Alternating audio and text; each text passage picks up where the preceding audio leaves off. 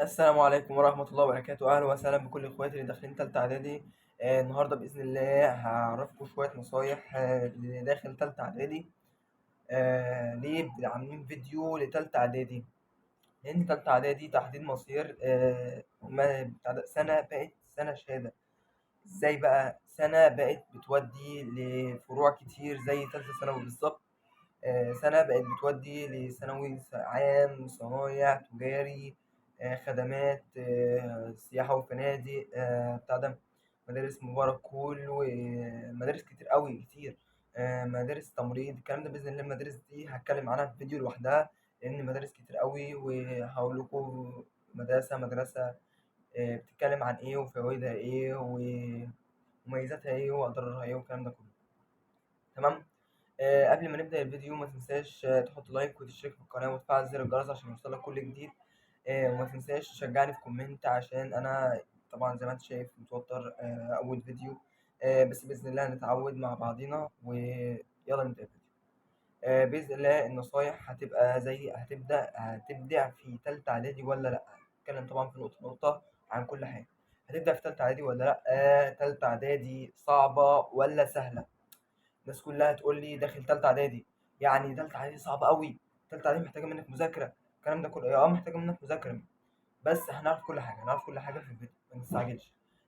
طريقة المذاكرة هتبقى زي قبل كده، زي اللي هو السنين اللي فاتت، ولا تختلف عن السنين اللي فاتت زي تانية إعدادي أولى إعدادي زي ما أنا كنت بذاكر؟ هنعرف دلوقتي. حاجة طبعا بيعملها الأوائل، يعني أنت بتسأل نفسك هي الأوائل بيطلعوا إزاي؟ الأوائل بيجيبوا 280 من 280 إزاي؟ يعني 100% إزاي؟ بإذن الله الفيديو ده هيعرفك سر الأوائل كانوا بيذاكروا إزاي، أو الدحيحة على ما كنتوا بتقولوا. تنسيق ثانوي هيبقى من كام؟ يعني دلوقتي في ناس بتقول السنة اللي فاتت كان من 200 وكذا، من 200 وكذا. أنا هعرفك كل حاجة، يعني كل السنين اللي فاتت والسنة دي هتبقى كام، لأن ده توقع بيبقى موجود. نصايح طبعا لاخواتي اللي داخلين تالتة اعدادي هقولها لكم في اخر الفيديو. تمام، هنبدأ الفيديو. هتبدأ في تالتة اعدادي ولا لا؟ يعني هتعمل لنفسك فورجيت للماضي. يعني انت كنت مثلا قبل كده لا قدر الله كنت شايل مثلا انجليزي، شايل ملاح يعني، شايل عربي، شايل رياضة. الانجليزي كان عامل لك عقدة، الرياضة الكلام ده كله تشيل الكلام ده من دماغك خالص، لان انت داخل على سنة مش محتاج توتر، مش ناقص توتر هي في دماغك. انت مع نفسك هتصلح من نفسك طبعا في تالتة اعدادي. فيا جدعان محدش يشيل هم المواد اللي هو متضايق منها. بإذن الله انت هتذاكر وهتعمل اللي عليك، وبإذن الله الباقي على ربنا. والله العظيم أقسم بالله الامتحانات سهلة جدا. الامتحانات والله ما فيها حاجة. الناس اللي هتقول لي إن السنة دي سنة 2000 دفعة 2024 هيبقى فيها نظام البوكلت، بإذن الله هتكلم عليه في آخر الفيديو برضك عشان ما سبتش أي حاجة في تالتة إعدادي. تمام. تالتة إعدادي صعبة ولا سهلة؟ السؤال ده بيتكرر كتير قوي مع ناس. يعني أنا مش عارف، أنا خايف من تالتة إعدادي. تالتة إعدادي صعبة ولا تالتة إعدادي سهلة؟ هقول لكم يا جماعة، تالتة إعدادي أنت اللي بتحدد صعبة ولا سهلة، بإيديك أنت تحدد صعبة ولا سهلة. تالتة إعدادي صعبة على اللي مش بيذاكر. يعني اللي مش بيذاكر ده عامة اللي هو داخل هيهزر هيلعب يخش سناتر عشان ي... يعني قلة أدب، يصاحب بنات، يورش على أصحابه الكلام ده كله.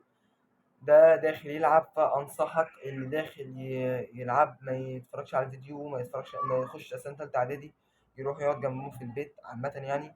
لأن تالتة إعدادي دي محتاجة برضه مذاكرة، محتاجة احترام أدب، كل حاجة. يعني أنت داخل تالتة إعدادي بتأسس نفسك لأولى ثانوي. أولى ثانوي بقى إذا كان ثانوي عام، صنايع، تجاري. يعني اللي مفكر نفسه داخل صنايع أو تجاري، داخل ثانوي أو تجاري عشان هي مثلا سهلة والكلام ده كله. لأ، ده كل قسم من دول او كل سنه من دول، في او كل مرحله من دول يعني عامه صعبه جدا. يعني فيها كل واحده فيها 17 ماده و18 ماده، غير المواد اللي مش غير مضافه للمجموع. يعني كل مرحله صعبه، ما تفتكرش ان اي مرحله سهله. تمام. تالتة إعدادي طبعا سهلة للي بيذاكر، طبعا اللي بيعمل اللي عليه دروسه، بيذاكر أول بأول، ما بيهربش من الدروس زي الناس اللي بتقول.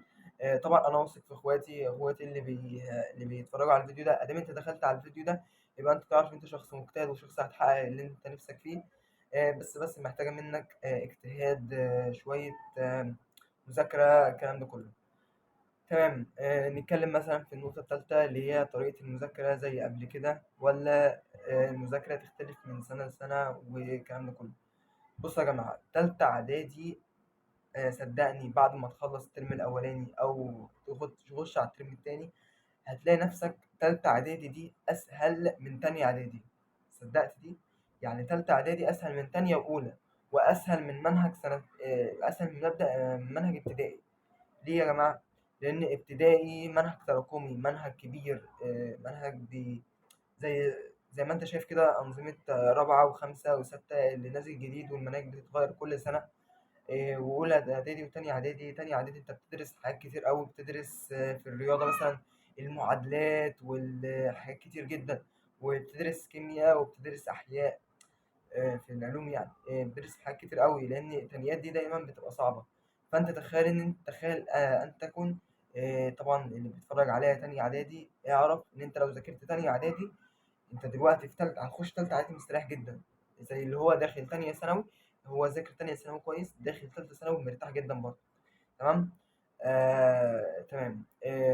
طريقة أنت هتذاكر. بُص، نصيحة بقى منّي لإخواتي، إن أنت عاوز تذاكر في الأجازة قبل تالتة إعدادي. يا جماعة ما تذاكرش أي حاجة في الأجازة، ما تقولش أنا عاوز كورسات نحو والكلام ده كله. اوعى تعمل الكلام ده. ما تذاكرش، أنت كده هتبدأ في شهر 8 أو في شهر 9. طب تمام.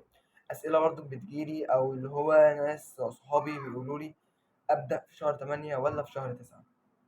بصوا يا جماعة، دماغ ناس عن ناس بتفرق يعني.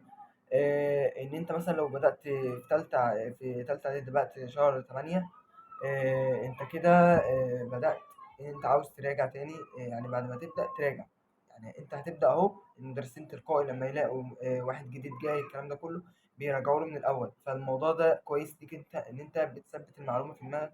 المعلومة بتبقى دايرة في دماغك، إن المدرس كل شوية بيشرح نقطة كانت فايتاك، حاجة زي كده بيشرحها لك من أول وجديد.